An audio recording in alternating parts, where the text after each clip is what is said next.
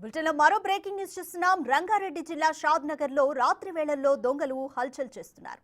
గడ్డ పలుగులతో తలుపులు తెరిచేందుకు ప్రయత్నిస్తూ ప్రజలను భయకంపితులను చేస్తున్నారు. తాళాలు వేసి ఉన్న ఇళ్లను టార్గెట్ చేసుకుంటున్న ఈ ముఠాల ఆగడాలు సీసీటీవీలో నమోదు కావడంతో పోలీసులకు ఫిర్యాదు చేశారు.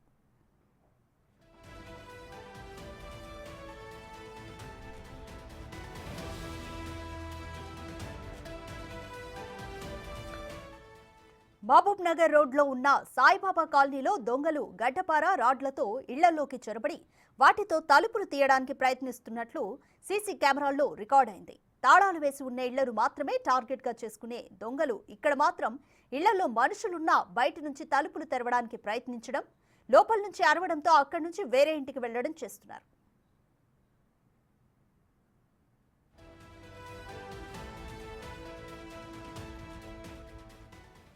గతంలో దొంగతనాలు జరిగినప్పటికీ ఇలా మారణాయుధాలు చేతపట్టుకుని దొంగలు తిరగడం చూడలేదని కాలనీవాసులు ఆందోళన వ్యక్తం చేస్తున్నారు. ఇళ్లలో మనుషులు ఉన్నారా లేరా అని చూడకుండా ఎగిరెగిరి తలుపులు తన్నడం సీసీ కెమెరాల్లో రికార్డ్ అయింది. రాత్రి అయిందంటే బయటికి మహిళలు, పిల్లలు రావడానికి భయపడుతున్నారని ఇప్పటికే స్థానిక పోలీస్ స్టేషన్లో ఫిర్యాదు చేశామని కాలనీవాసులు తెలిపారు. కాలనీలో పోలీస్ గస్తీ ఏర్పాటు చేయాలని కోరుతున్నారు.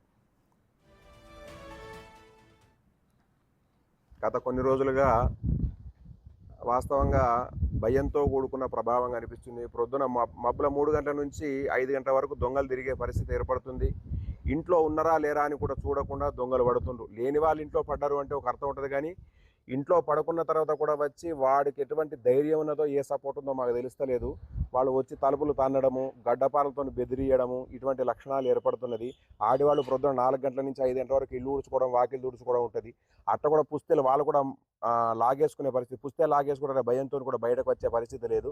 కాబట్టి దయచేసి కొద్దిగా గమనించి పోలీస్ శాఖ వాళ్ళు తొందరగా సాయిబాబా కాలనీపైన దృష్టి పెట్టి మమ్మల్ని రక్షించవలసిందిగా మనం